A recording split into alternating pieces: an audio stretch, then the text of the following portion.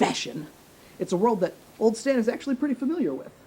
I was a model when I was a child, a very small child. I modeled bibs for the Minehead Children's Work Company, and in those few years, I was a very trendy baby, let me tell you. I basically know the ins and outs of fashion because of it, and I also know Minehead, you're in a bit of a rut when it comes to these kind of things. You know, I've seen the magazines, I've seen the ads. We all love sweatpants, but you can't wear it year-round in this temperate Virginia climate. But I'm here to help. It's okay. I'm here to make Minehead more beautiful, so strike a pose. It's Stan Landman's Pop of Culture.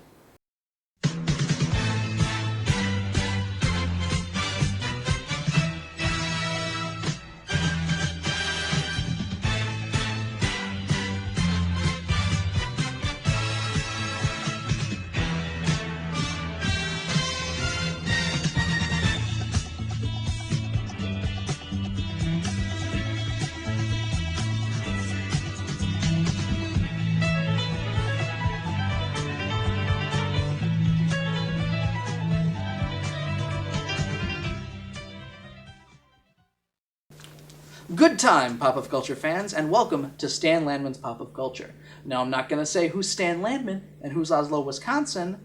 I think we're going to let our fashion senses decide that. I don't think that's going to matter much because I'm actually wearing clothes that you gave me right now.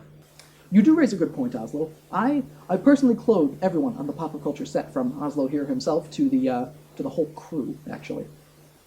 I've got to ask, I mean, I'm a man who likes little green sometimes. I don't know, why do the crew get t-shirts? I mean, why not me and you? I kind of want one. Oslo, how could you say that? A t-shirt? You want to wear a t-shirt? Do you have any respect for yourself? The t-shirt it's the uniform of the lackey. I think you're at least half a step above a lackey. I mean, I was starting to like you, too. I can't believe you'd say something like that. It doesn't matter. Let's move on to our fashion banter for this evening. Now, you're a big fan of this style. I'm sure you wear it every day, even though I tell you to. Where would you categorize the style of Stan Landman? Well, it's a style. A style, so it's a style meaning it's one of the best styles. So, you know, you put it next to something like Victorian, like Baroque, like grunge, and then you have Stan Landman in there. That's actually really nice of you to say, Oslo. Are those the only trends in fashion history? Well, it's one of the only ones that matter. I mean, you know, mine isn't quite at that level yet, despite what you may think. And hopefully after this episode we can get it to that next level. It can really evolve into that style it was meant to be, when now it's just, you know, a fad. A fad. Is anybody else wearing it except for you? Well, you're wearing it, and that's a pretty decent start. You're a fairly trendy fellow. And, you know, speaking of trendy, I've got an interview with one Grace Hempkin, who's a fashion designer here in Minehead. Now, by all accounts, she should be my fashion rival, but I've decided to call a momentary ceasefire, let friends be friends, talk about fashion things. You know, we'll let the interview speak for itself. We're going to show you that right now.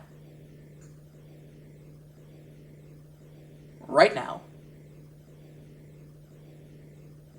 What, you guys don't like green all of a sudden? I'm here in the fashion design dungeon of one Grace Hempkin, and, you know, Grace, it's lovely to see you again. Have we met before this? No. I mean, I've been to a few of your shows, and we've made eye contact at the supermarket once or twice, but other than that, complete strangers, actually. Oh, well, it's fantastic to meet you again, Stan. I'm always interested in speaking to the television personalities of Minehead. And talk we will, especially, we're going to see if you can answer the biggest question, especially the biggest question on my mind, which is Minehead in any fashion danger? No, what do you mean? Like, the people could be wearing nicer pants, and... I mean, is Minehead in danger of being closed down by the fashion police? The fashion police? Yeah, the fashion police, the secret government organization to make sure everybody's up to snuff with fashion in America. You know, I heard that Vladimir, Montana, some guy just kept wearing bell-bottoms like he wouldn't stop, and they had to force the town to be a ghost town after that. I don't think such an organization exists. You're not one of them, are you? I mean, you know, I can keep a secret. No, if such an organization existed. I can tell you with great certainty I am not a member of the fashion police. All right, good. Just checking. And you wouldn't be closed down anyway. Your designs are great. Oh, thank you. Did you want to see a preview of my upcoming spring collection? Nah, I don't want to be. I don't want to be in good with the competition. The competition. That's right, Grace. I'm starting my own fashion line. You've inspired me to start my own line. Oh, that's very nice to hear, Stan, but do you have any formal training at all? Who's going to be making the clothing? Like, a lot of work goes into making your own fashion collection. I don't think I need to worry about that. I got all the people at my show. They're wearing this. I'm wearing. Look at this. This is the flagship stuff that I'm wearing right here. It's a little old-fashioned, don't you think? Well, let's be honest here, Grace. The fashion world doesn't want new and groundbreaking. They thrive on old-fashioned. No, they don't. Everybody loves throwback stuff anyway. Come on. They don't really. Maybe I should go more old-fashioned. How do you feel about cowboy hats? No. Like a vest? Chaps? Maybe a pistol? Stan, what you're describing is clothing that would make MINEHEAD look even worse. Well, that's exactly something the competition would say. I bet you're jealous. You didn't think of it first. No, I'm not. I am interested in bringing MINEHEAD into the 21st century. And don't cowboys scream 21st century? No, more like 19th century. You know what? Stan, just follow your dreams, make whatever kind of clothing you want. I'm sure it'll turn out great. You know, that's great, Grace. Thank you. You know, you're a great fashion designer. Not as good as me, let's be honest. But you're great, and thank you for your insight in the world of fashion. I don't think I said a single thing about fashion. We're going to take a quick break, and when we come back, I'm sure that we'll have something for you. Don't go anywhere. Stop wearing sweatpants, MINEHEAD.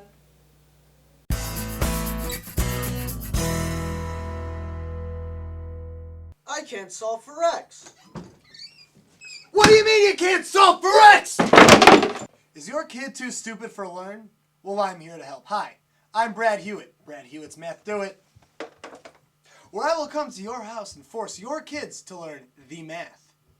They will learn such math as addition, subtraction, multiplication, division, unit of measure, algebra, decimal points, graph, and my personal favorite, geometry.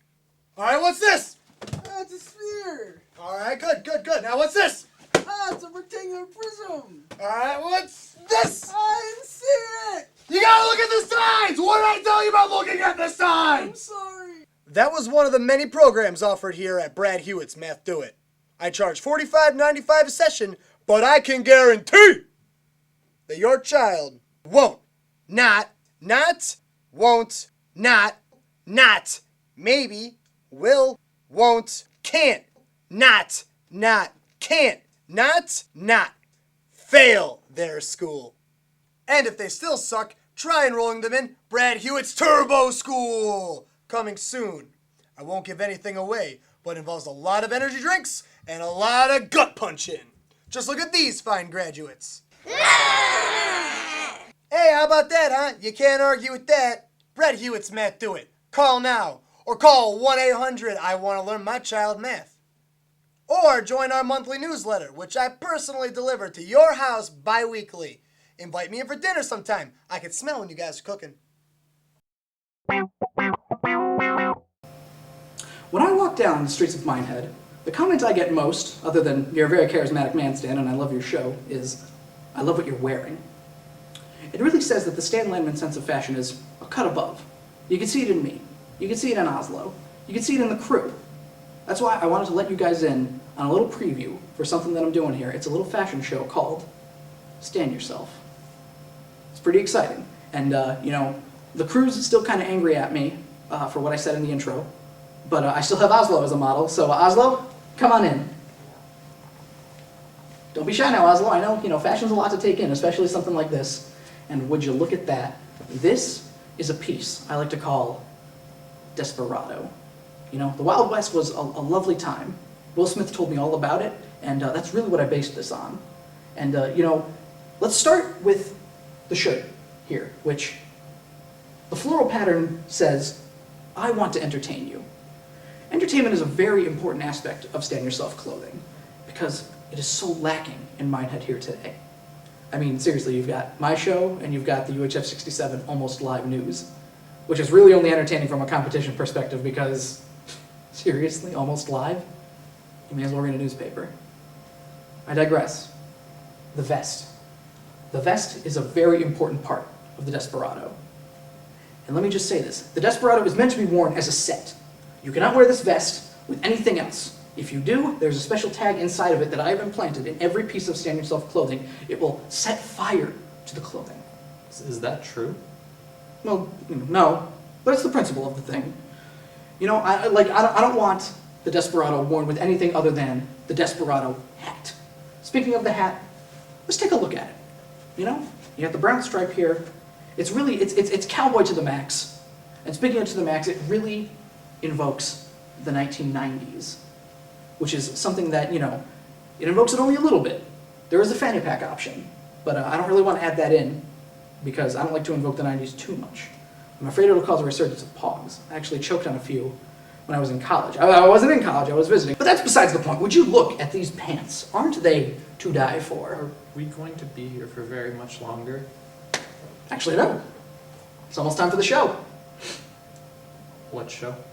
Stand Yourself fashion show, you know? You need a lot more stuff to try on. Stan, these clothes are incredibly uncomfortable. That's the price of stardom. Get going, bud. Head over to the closet.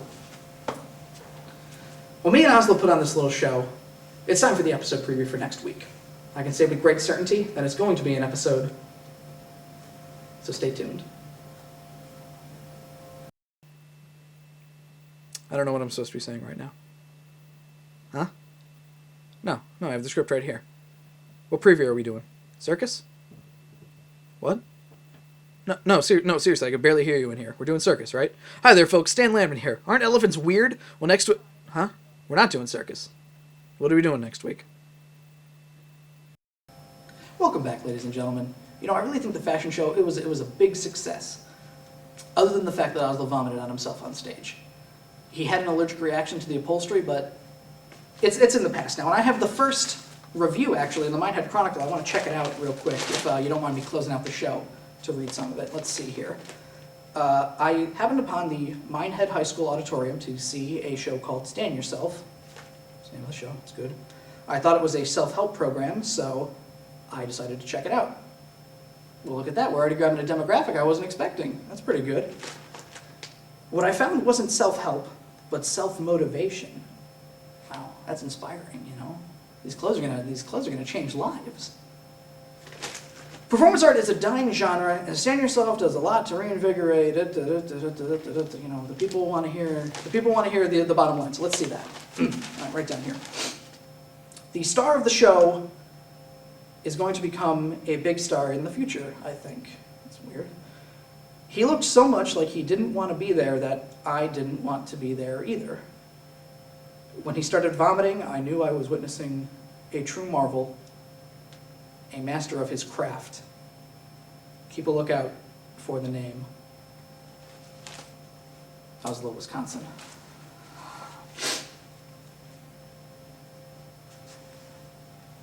Yeah, it's me. Yeah, we're not doing the fashion show anymore. We're just not. Thank you, bye. Hey, is that the paper? How did the show do? Said you had a weird face.